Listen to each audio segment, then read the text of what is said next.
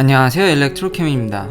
오늘은 자율주행 시뮬레이터에 대해서 한번 이야기를 해볼까 합니다.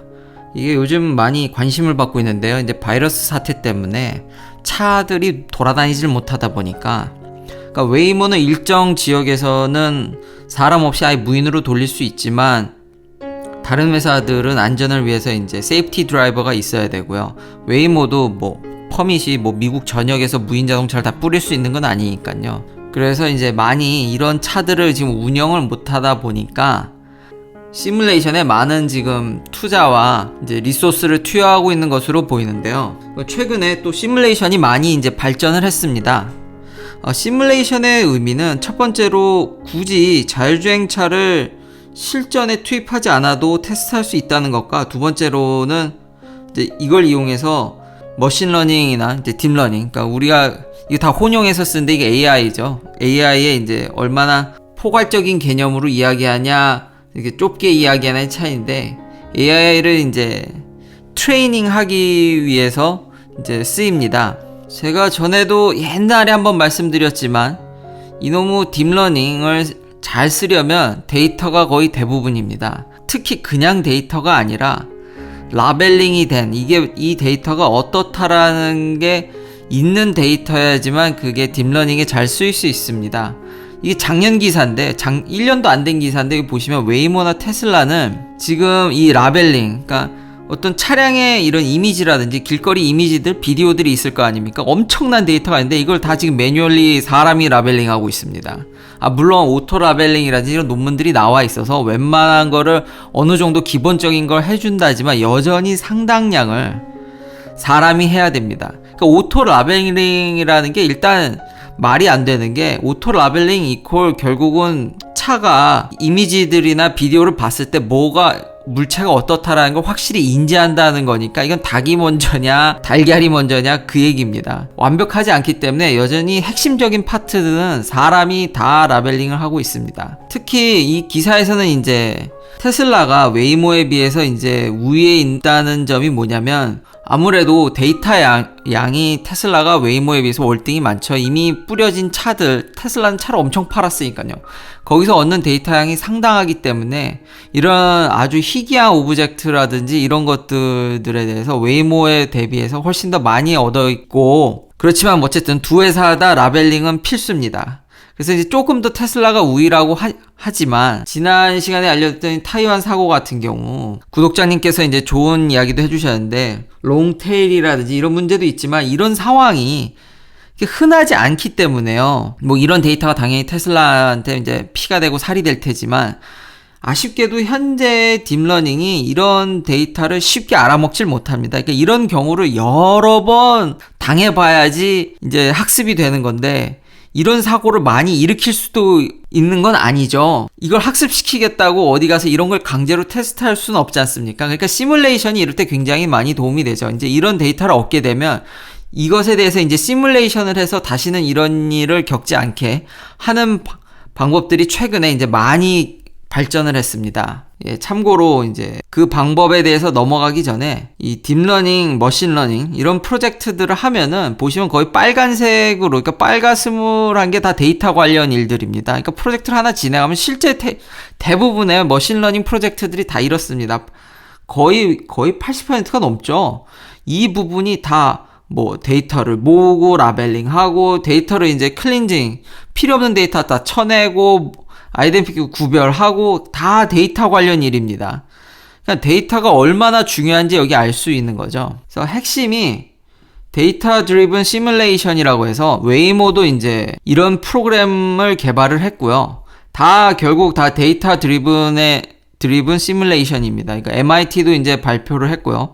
아주 유명한 공과대학이죠. 데이터 드리븐 시뮬레이션이 뭐냐면, 아무래도 그냥 시뮬레이션 하면 그냥 게임인 거죠. 게임이랑 실제 상황이랑 이게 맞을 수가 없죠. 그러니까 일단 실제 데이터를 얻어놓고 그것을 재구성하는 겁니다. 그러니까 라이다라든지 이미지가 있으면 그 이미지에 차량을 인식했으면 그 차량의 위치를 바꾼다든지, 그러니까 배열을 바꾼다는 거죠.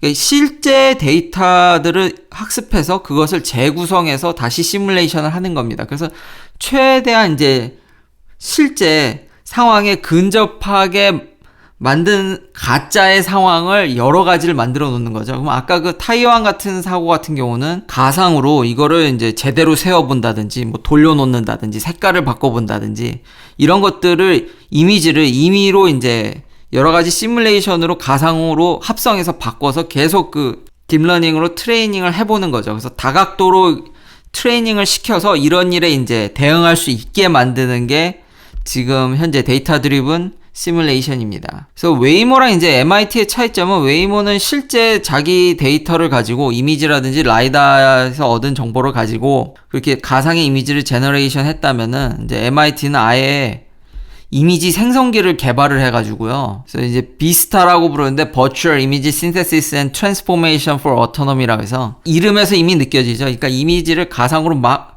생성을 한 겁니다. 그러니까 짧게 작은 데이터에서 그러니까 차를 가지고 주변을 돈 다음에 거기서 얻은 이미지들을 가상으로 막 섞는 거죠. 그래서 데이터를 뻥튀기 하는 거죠. 그걸 가지고 셀프 드라이빙 시뮬레이션의 환경을 만들고 거기서 이제 트레이닝을 해서 그런 모델을 이제 생성하는 까지 도달했다는 이야기입니다. 당연히 이제 논문으로 나왔고요. 그리고 이분들이 심지어는 이제 reinforced learning이라고 해서 스스로 이제 가르쳐 주지 않고 계속 trial and error를 이제 반복을 한 거죠. 시도했다 틀리면 이제 다시 가고, 시도했다 틀리면 다시 가고.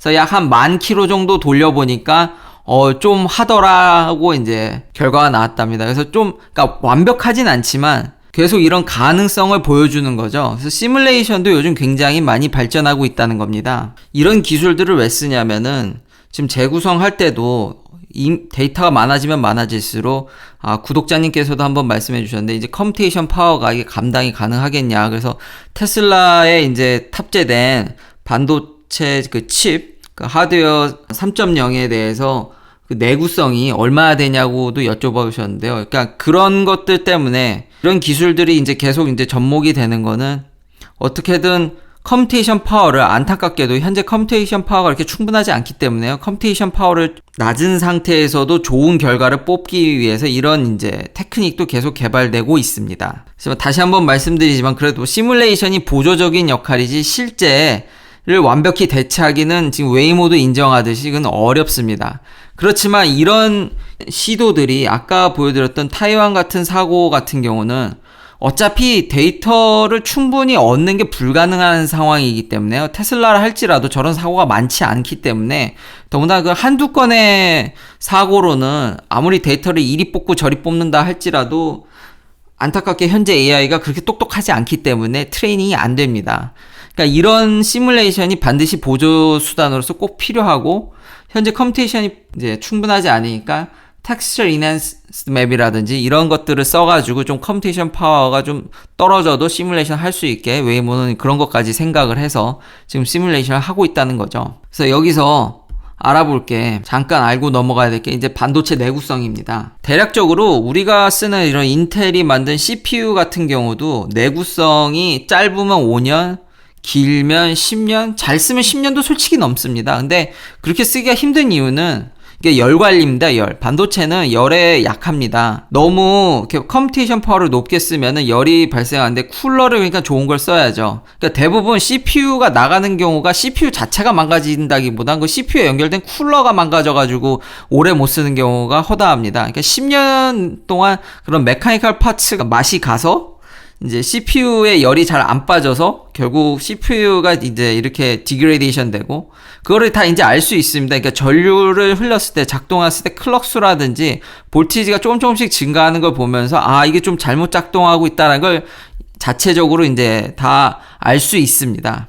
그럼 테슬라는 어떻게 하고 있냐? 이 테슬라를 이제 분해해 보면은 이 AI 칩에 보면 워터쿨 히트싱크 같이 이렇게 정말 딱 봐도 엄청 쿨링이 잘 될 것 같은 쿨러를 이미 이 컴퓨터에 부착을 했기 때문에요. 차에 들어가는 것이라서 훨씬 더 기존에 우리가 이런 일반적으로 쓰는 CPU보다도 훨씬 더 보수적으로 설계되어 있습니다. 그러니까 이런 안정적인 환경에서 쓴다면은 제가 볼 때 10년은 너끈한 것 같습니다. 그러니까 내구성은 크게 우려하실 필요는 없습니다. 근데 많은 사람들이 이렇게 CPU라든지 GPU를 오래 못 쓰는 이유는 이 마이닝 때문에 그렇죠. 이렇게 비트코인 채굴하는 거. 수많은 그래픽 카드들이 이렇게 쓰이고 다른 좋은 그래픽 카드가 나오면 이게 다 이제 교체되고 이게 시장에 중고 시장에 막 이렇게 나와서 시장을 교란해서 그런 이미지들이 생긴 것 같은데요. 그런 부분에서도 이렇게 잘 전혀 이제 이런 채굴하는 게 간단하게 대답해 드리면은 GPU를 망가뜨리지 않습니다. 근데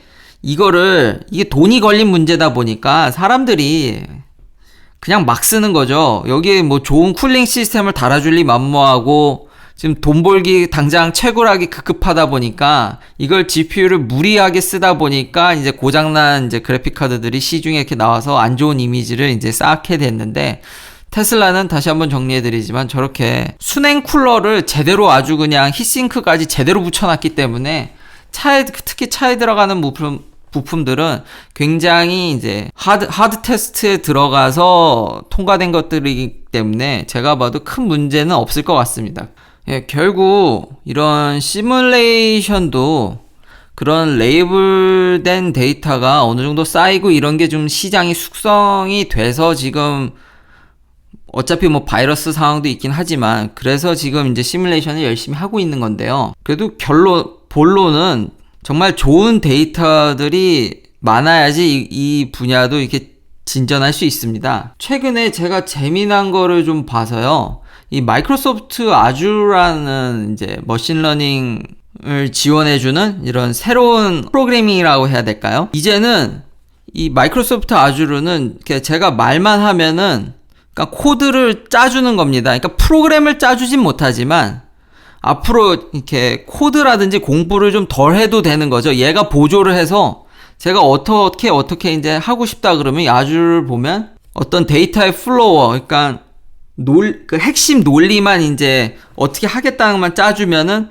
얘가 알아서 코드를 짭니다. 그러니까 저는 그래피컬리, 그러니까 갖다 끌어서 이렇게 조합을 해주면 아, 이런 플로우로 가겠구나라고 이제 알아듣고 그거에 대해서 이제 얘가 알아서 코드를 짜주는 겁니다. 아, 너무 신기했는데요. 그래서 이제 뭐 이런 프로그램을 짜줘 하면은 그렇다고 해서 그런 걸 짜주는 건 아니지만 코드는 짜줍니다. 그러니까 핵심은 여전히 프로그래머가 어떤 핵심 알고리즘이나 어떻게 가겠다는 것만 방향성만 제시를 제대로 해주면 얘가 알아서 코드를 짜는 건데, 요걸 찾아보다 보니까 참 재미난 게, 안 그래도 이런 머신러닝에 있어서 제가 처음에도 다시 말씀드렸지만 이게 데이터가 진짜 처음부터 끝이거든요.